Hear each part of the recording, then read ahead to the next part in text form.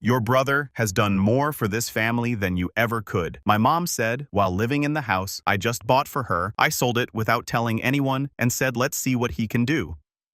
If you'd met me 5 years ago, you'd have seen a wide-eyed guy with a fresh engineering degree, 2 internships under his belt, and a duffel bag full of ambition. I was the first in my family to graduate college. My parents were proud, or at least they used to say they were. My younger brother Tyler was still in high school, then already coasting on charm and excuses. You know the type. Skipped classes, but somehow made it the teacher's fault. Crashed his first car and blamed the slippery road. Even though the sun had been out for 3 days straight, I didn't mind back then. I figured he was just going through a phase. I was the older one, the responsible one, the fixer. My first job paid $68,000, after taxes and rent for my studio apartment. If you could call that glorified closet an apartment, I still sent home $500 every month. My mom said it helped with groceries and utilities. Dad said not to worry about it, but I knew they needed it, so I kept sending it. When the pandemic hit, things got worse back home. Dad's factory cut shifts, then closed altogether. Mom lost her part-time job at the library. Tyler, he dropped out of community college and got really into crypto and conspiracy theories. I didn't say anything. Everyone was unraveling in their own way, but I upped my payments to $800. Then in 2021, my tech startup got acquired. It wasn't life-changing money, not yet. But my stock options vested, and after taxes, I walked away with just under $300,000.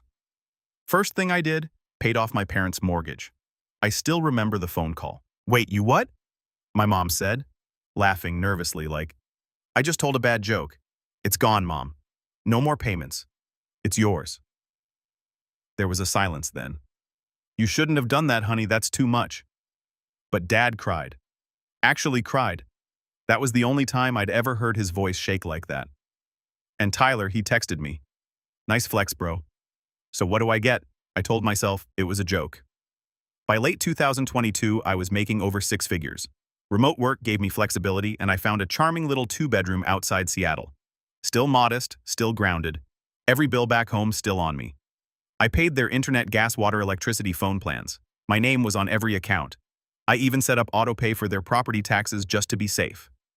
You'd think that kind of support would come with some appreciation, or at least neutrality. But what I didn't realize is that when people come to expect your help, it stops being a gift and starts being a duty. And the moment you falter even slightly, it's seen as betrayal. It was a dinner last month that cracked everything open. I'd flown home for Dad's birthday. Nothing fancy, just a backyard barbecue with some relatives, a few neighbors, and enough potato salad to feed a football team. I brought a nice bottle of whiskey and some steaks. Real ones, not the bulk pack kind from the freezer section. I even picked up a Bluetooth speaker because their old radio was practically fossilized. Dinner started out fine. Tyler was there, loud as usual, retelling some story about almost making $80,000 from a coin called banana cash or something equally ridiculous. He wore sunglasses at night and kept checking his phone like someone important was waiting on him. My mom laughed at every joke he cracked, even the ones that barely qualified as sentences. About halfway through the meal, my aunt made a comment about how lucky my parents were to have such a generous son. I smiled, assuming she meant me, but then Mom said it. Sharp, casual, and loud enough that 3 conversations stopped mid-sentence. "Well, Tyler's actually done more for us than Adam ever will." At first I thought I'd misheard. I literally blinked like a cartoon character trying to replay it in my head. What I said lightly with that forced laugh you use when you're giving someone a chance to walk it back. She didn't flinch. "I mean, yeah, Adam sends money and all, but Tyler's here. He keeps us company, runs errands, helps with the yard. That matters more, you know." Tyler smirked, said nothing, and took another bite of corn on the cob. I stared at her. This woman, this mom, who I'd been covering for, protecting, supporting, who had never once asked how I was doing, never once called to check in unless the Wi-Fi was down. She was minimizing years of sacrifice because her golden child mowed the lawn once a week and sat on the couch for moral support. My dad didn't say a word, just looked down at his plate like it had become incredibly fascinating. I felt heat crawl up my neck, but I stayed quiet. I didn't want to make a scene. Not there, not in front of relatives who'd already whispered things like, "Oh, Tyler's so charming and he's just finding his path."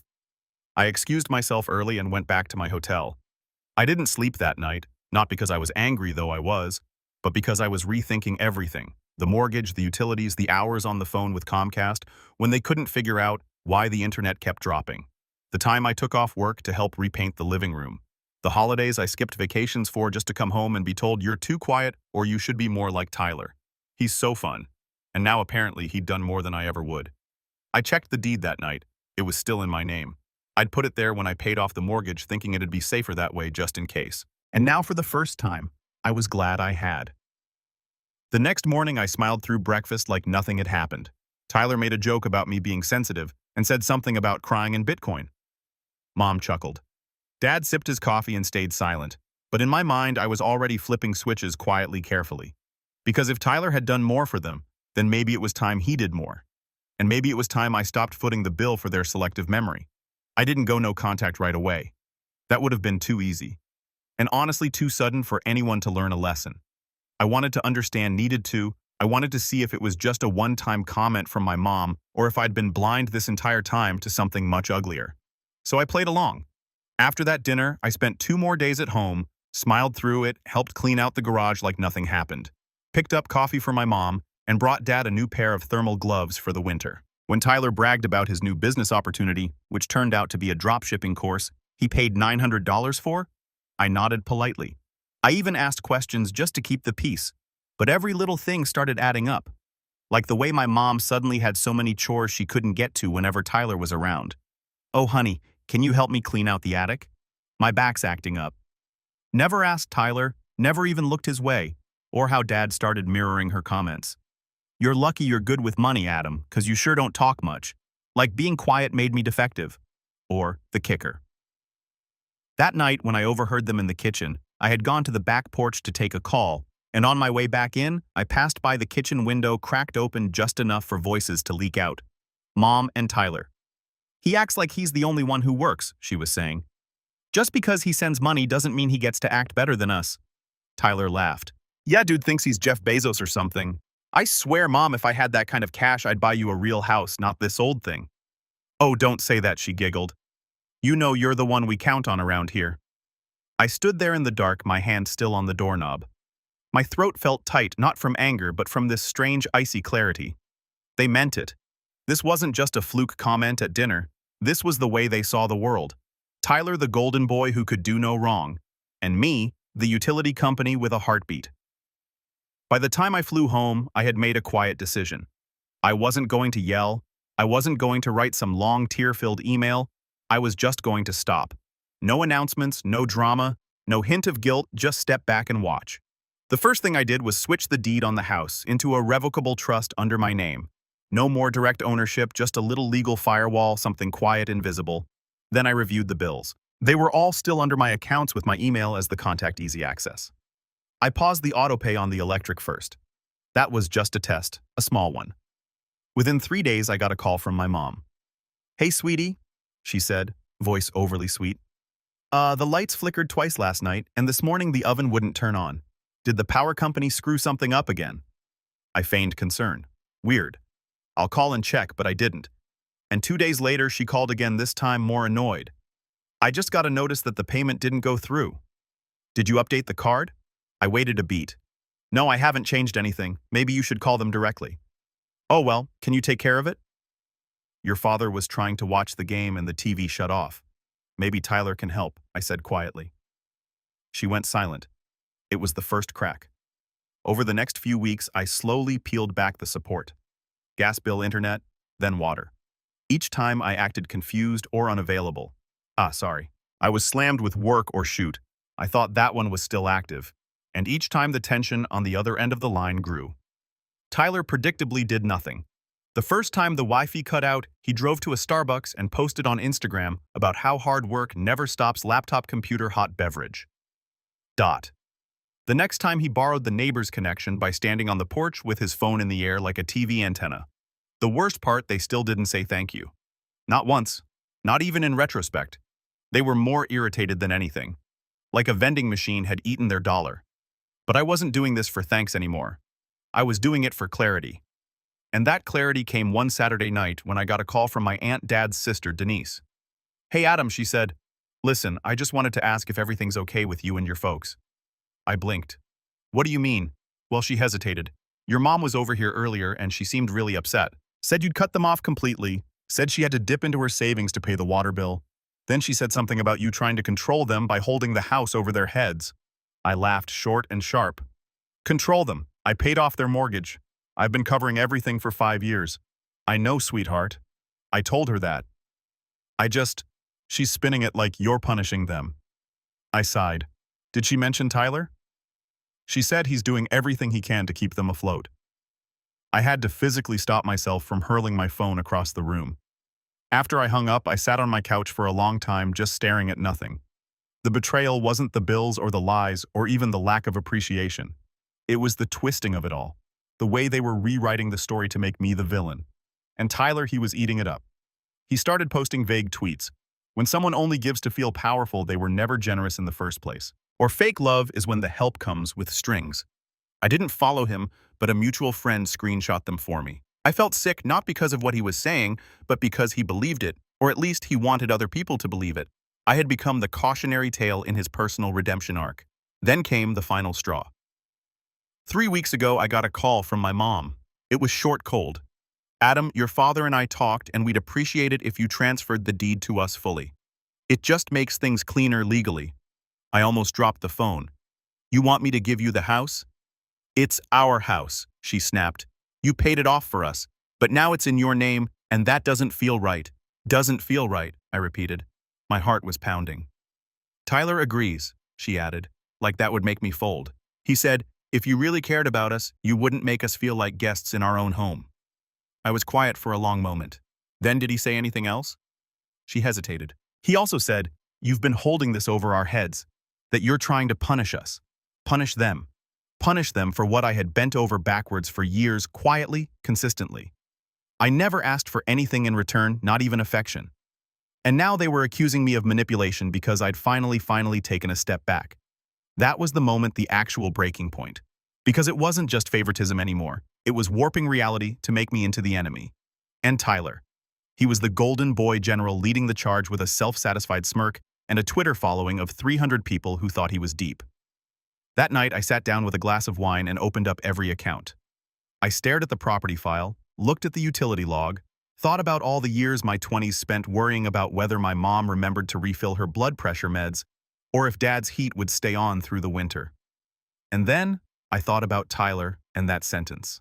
He's done more for us than you ever will. I closed the tab slowly because the next move that was going to change everything. The first week after that call, I felt nothing. Not anger, not sadness, just blank. Like someone had reached into my chest and unplugged something essential. I still woke up at 6:30, still made my pour-over coffee, still sat down at my desk like I always did, but I wasn't there. I'd click around my email, half-heartedly, read Slack messages, smile on Zoom calls when I needed to, but inside it was just static. It didn't hit me until a few nights later. I was lying on the couch in the dark Netflix show I wasn't watching when I glanced at my phone. A notification Tyler just posted. Nothing hurts like realizing your family only loved what you gave them. The caption wasn't tagged no names, but it didn't have to be. That's when it finally landed. I wasn't just being excluded, I was being erased. Every dollar I'd spent, every birthday flight, every grocery run, water heater, fix busted Wi-Fi call gone. Scrubbed from the family story like I'd never mattered. And what made it worse, they weren't even trying to hide it. That night I cried. Not like a single tear down the cheek movie cry. Like ugly cried on the floor in my hoodie. Shoulders shaking, nose running, chest heaving. I hadn't cried like that since college. I don't even know what triggered it. Maybe it was that word family because I was starting to realize I didn't have one anymore. The next morning I called in sick for the first time in years. Told my manager I had a stomach thing. He was understanding. I think he knew it wasn't just that. Then I did something that surprised even me. I opened a blank Google Doc and wrote things I've done for them that they'll never acknowledge. The list started small. Paid off their mortgage, covered utilities for 5 years, bought mom's prescription meds every month, flew home for every holiday, bought dad's hearing aids when insurance denied the claim, helped Tyler get out of his speeding ticket, drove mom to her biopsy appointment when Tyler said he was too busy. Before I knew it, it was 3 pages long, single-spaced. I didn't write it for revenge. I wrote it because I needed to remember, because when people gaslight you long enough, you start to forget the truth. And I couldn't afford to forget mine. That list became my anchor. Every time I felt doubt creep in, like maybe I had been too controlling, too cold, too distant, I'd read it. And slowly, that static started to clear like tuning a blurry radio station until you finally hear the music underneath. Around that time, my friend Olivia invited me out for dinner. We hadn't talked much since the pandemic, but she had always been one of those low-maintenance friends who could disappear for months and pick up right where we left off. She looked at me across the table and said, "You look hollow." I laughed. "That's because I am." She didn't push, just sipped her wine and said, "Talk to me." I told her everything from the barbecue dinner to the deed call. All of it. I hadn't said it out loud until then, and once I started, it poured out like floodgates had snapped. She didn't interrupt, didn't try to fix it, just listened. Like really listened. At the end, she said something I'll never forget. "Adam, you were trying to buy love from people who never learned how to give it." That hit harder than anything my mom ever said. It stuck with me all week because deep down I knew she was right. I'd been playing this silent game for years, trying to earn affection, earn inclusion, earn belonging, and every time I thought I'd done enough, the goalposts moved. I'd been walking a treadmill with no off switch, so I stepped off. Literally, I booked a trip. It wasn't anything fancy, just a cabin up in the San Juan Islands. Off-grid, no Wi-Fi, no reception, just pine trees, cold air, and silence. For the first time in years, I wasn't checking bill due dates or calling in prescriptions.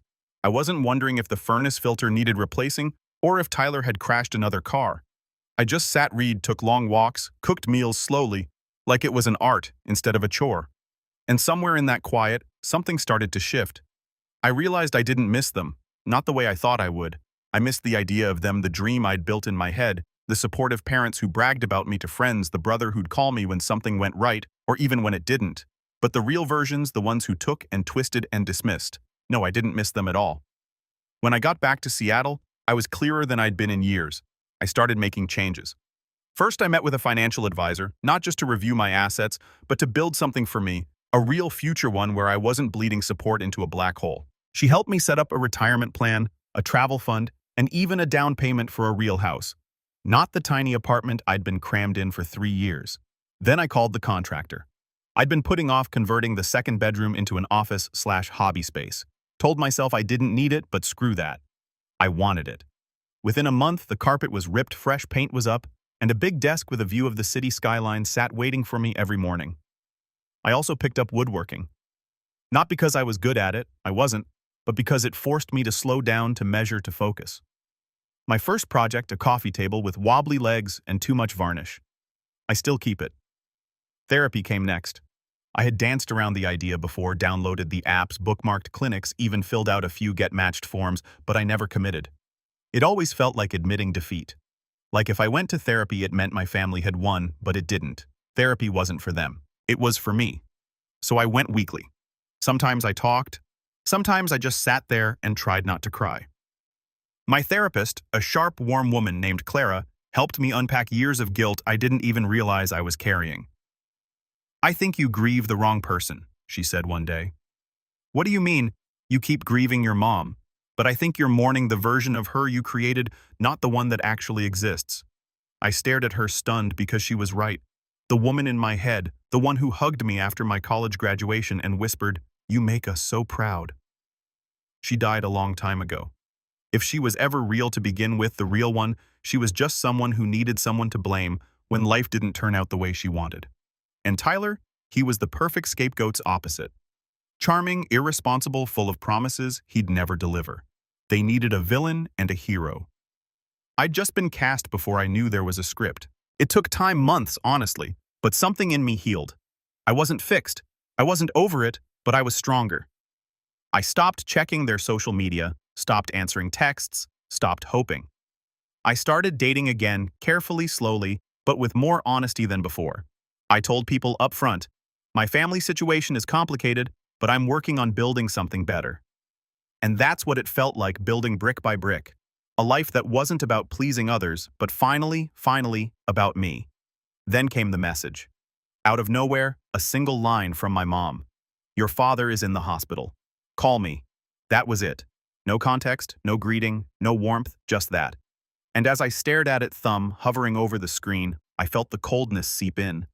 Because in that moment, I knew something had changed. Not just in them, but in me. This time, I wasn't going to run back. This time, I wasn't going to play savior. This time, the next move was going to be mine. I didn't reply right away. In fact, I stared at that message for over 2 hours.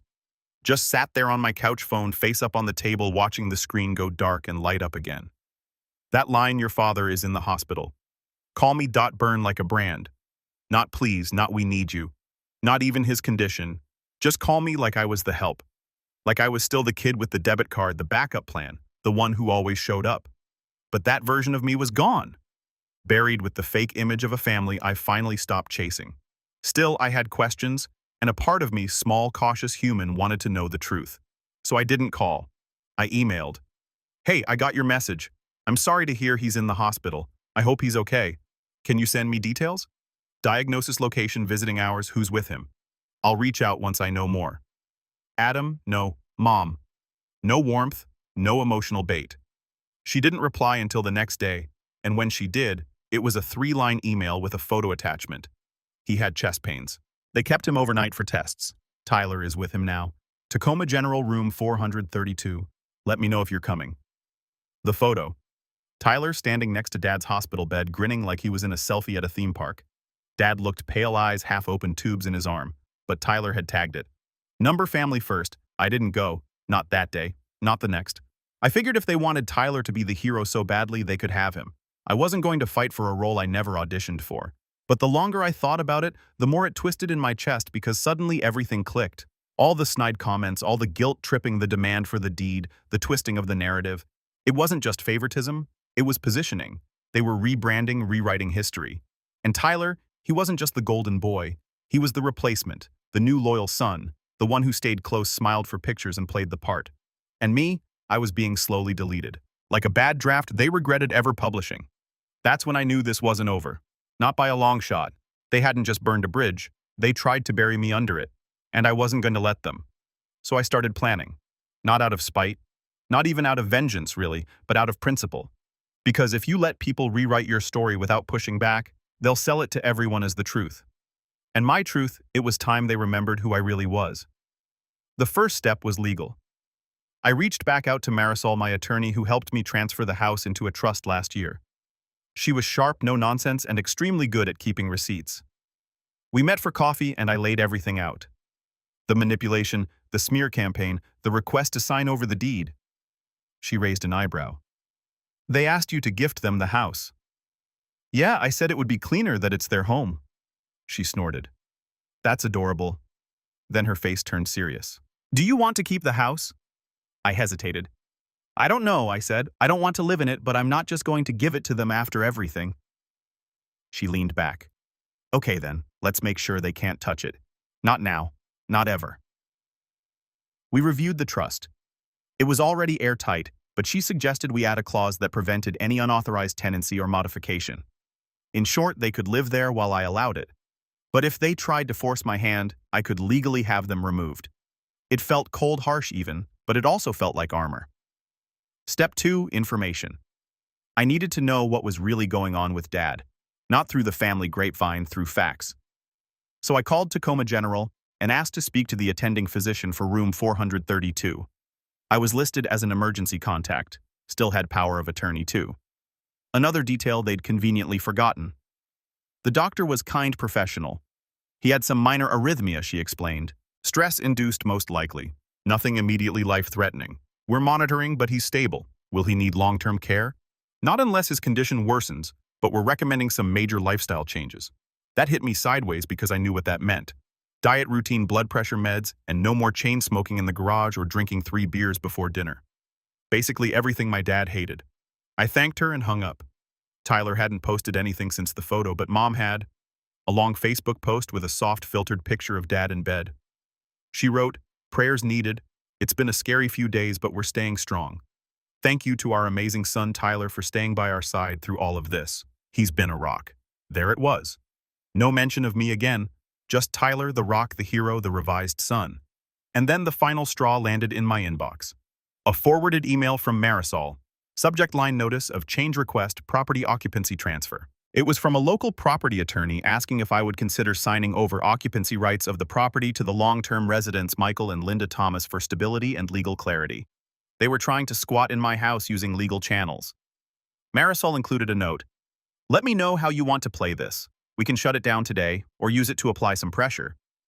I stared at the screen for a long time. Then I wrote back, don't shut it down yet. I want to see how far they'll go, but give me everything. Every email, every request, every scrap of paper they've submitted, because if they wanted to play this like a game of chess, they forgot I'd built the board. The next part of the plan, information control. I reached out to Aunt Denise again. She was the only one in the family who still had some moral compass, and more importantly, the only one who saw the change in my parents and Tyler for what it really was. We met up at her place for tea. I told her the whole story. The lies, the attempts to grab the house, the photo ops, the quiet eraser. She shook her head slowly, hands wrapped around her mug. I knew your mom was spiraling, but this is something else. She's rewriting everything I said, and Tyler's letting her, encouraging her. Denise looked at me, eyes sharp. Then it's time to give her a new ending. I smiled.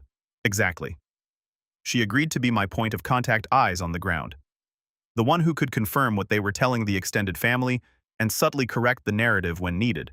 Then, almost as an afterthought, she added, "You know there's a family reunion in 2 months, right?" I hadn't. I'd probably been left off the list. She pulled out her phone. "Show me the Facebook group chat." "Sure enough, no invite. That could be your moment," she said. I nodded slowly. She didn't need to say it twice. I spent the next few weeks quietly stacking dominoes. I updated the utilities again this time, making sure every bill sent paper copies to my Seattle address instead of the house. I rerouted all communications through my personal legal email. No more calls, no more texts, only paper trails. And then I made a final decision. I was going to sell the house. Not out of spite, but because it was time. I didn't want the responsibility anymore. The memory of that house, once warm and full of childhood echoes, was tainted. Now I'd let them stay long enough. I'd paid their dues long enough. They wanted it. They could have it at market rate. From a buyer I'd pick. I listed it quietly. Pocket listing, no signs, no online photos, just word of mouth through my real estate agent. It wouldn't be on the market forever, but the moment it sold, the game would change permanently. And just like that, the pieces were in place. They thought they were playing checkers, but I had the queen. 2 months later, the reunion date rolled around like an alarm I hadn't set. I hadn't been invited, of course. Aunt Denise had to forward me the details. An outdoor potluck at my parents' place, same backyard where that infamous steak dinner happened. The idea of it made my stomach twist in some unnameable way, like returning to a crime scene where I wasn't the victim, just the cleanup crew.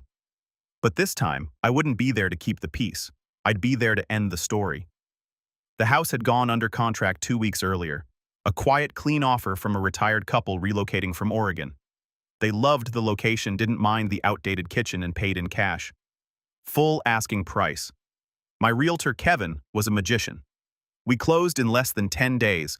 The trust still owned the home, which meant my name wasn't publicly attached, something I'd done to protect myself early on.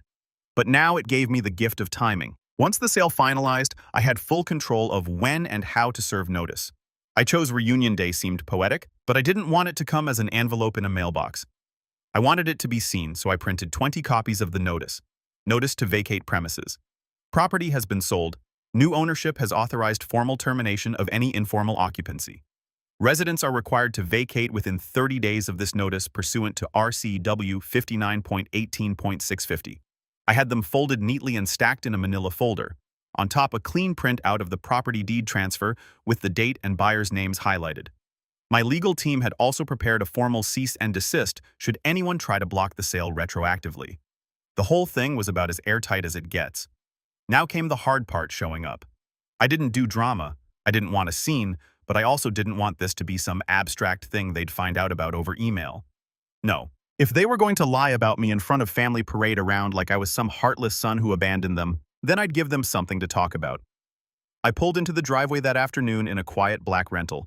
Didn't want them recognizing my usual car and locking the doors.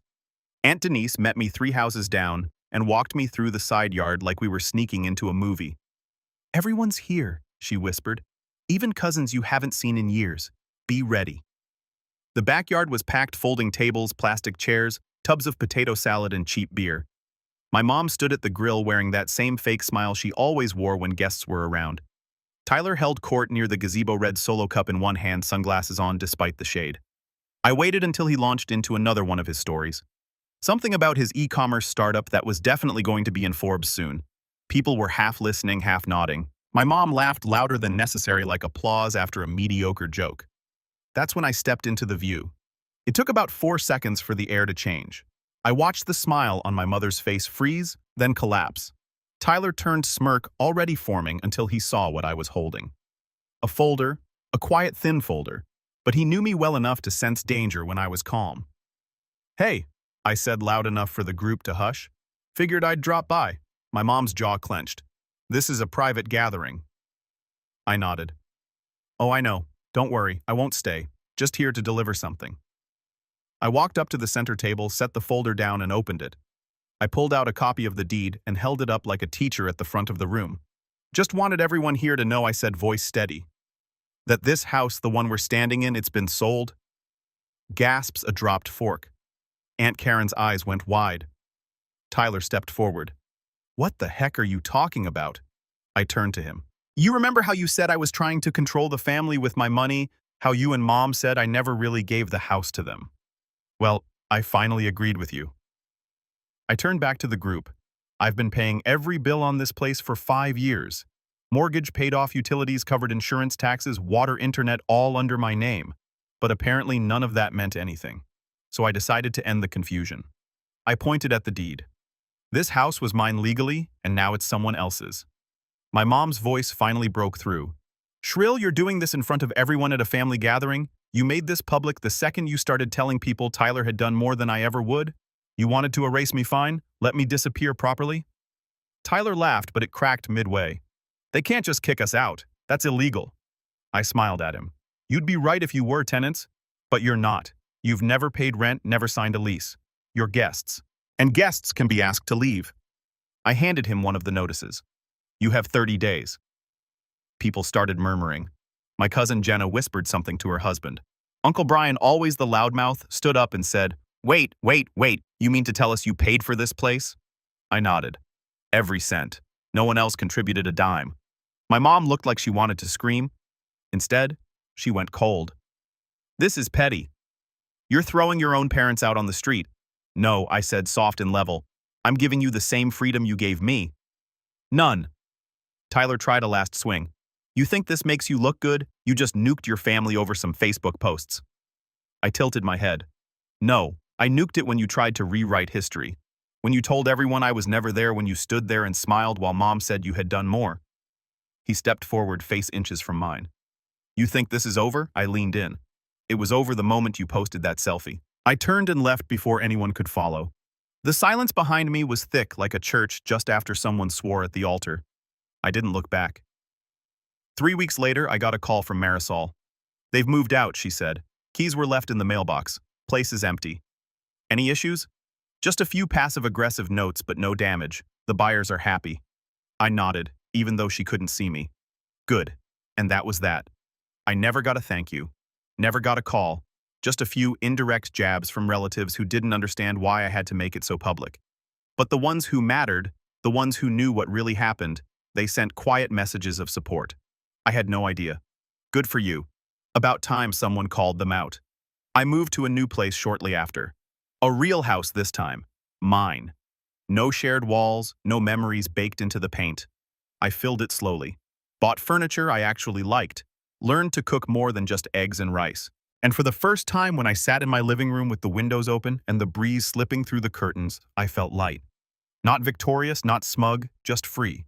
Because the best revenge isn't anger, it's peace. And peace is finally knowing you were never the problem. You were the solution they never deserved.